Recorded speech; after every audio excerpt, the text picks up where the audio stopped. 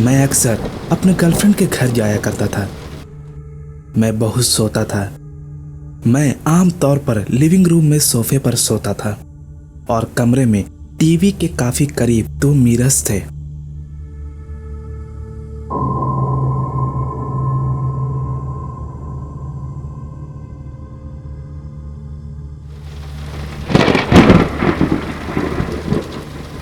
जब टीवी बंद था तब मैंने देखा कि मेरे पीछे से किसी की परछाई चल रही थी। मुझे लगा कि शायद टीवी स्क्रीन फ्लिकरिंग कर रही होगी।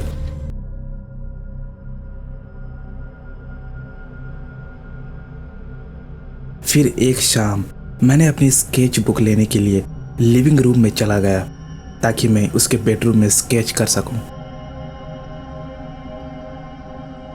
मैं झुका और स्केच बुक को लिया और सीधा खड़ा हो गया। और तभी मैंने आईने में देखा और मेरे पीछे एक आदमी था और यह देखते ही मेरे रोंगटे खड़े हो गए।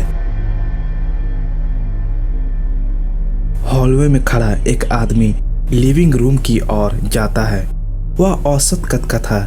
उसके सिर में बाल भी नहीं थे और वह बूढ़ा भी था। मैं उसकी ओर देखने के लिए मुड़ा।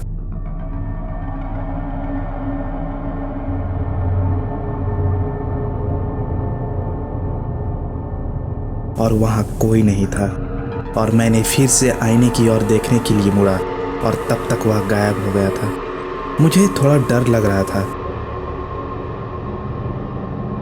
एक और बार हम बस लिविंग रूम में बैठे हुए थे और तभी हमने छोटे बच्चों की दौड़ने की आवाज़ सुनी।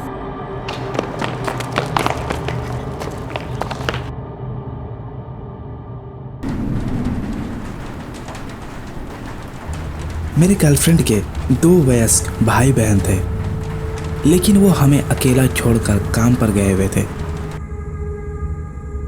उस समय मैंने लिविंग रूम के बजाय अपने गर्लफ्रेंड के कमरे में सोने का फैसला किया।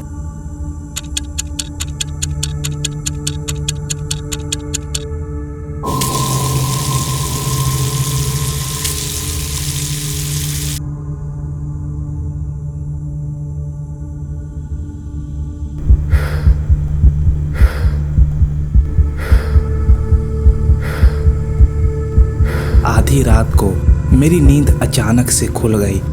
मैंने देखा कि दीवार से मेरी गर्लफ्रेंड के पोस्टर्स धीरे धीरे उखड़ रहे थे। ऐसा लग रहा था कि कोई इस पोस्टर्स को अपने हाथों से उखाड़ रहा हो।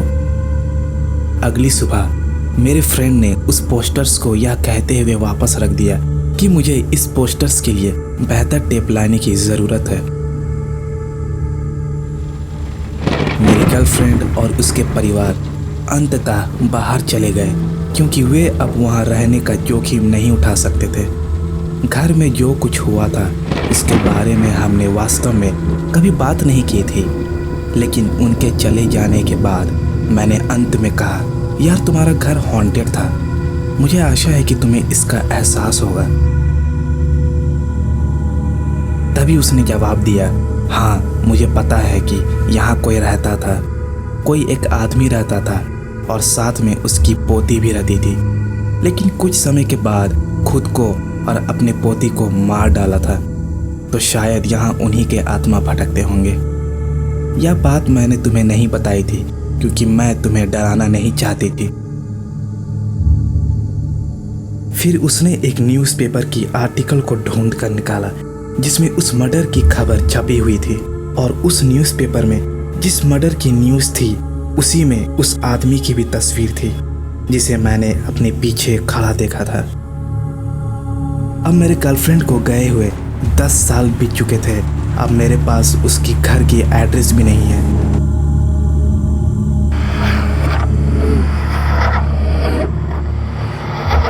आज भी जब मैं उस इंसिडेंट को याद करता हूँ तो मेरे रोंगटे खड़े हो जाते हैं।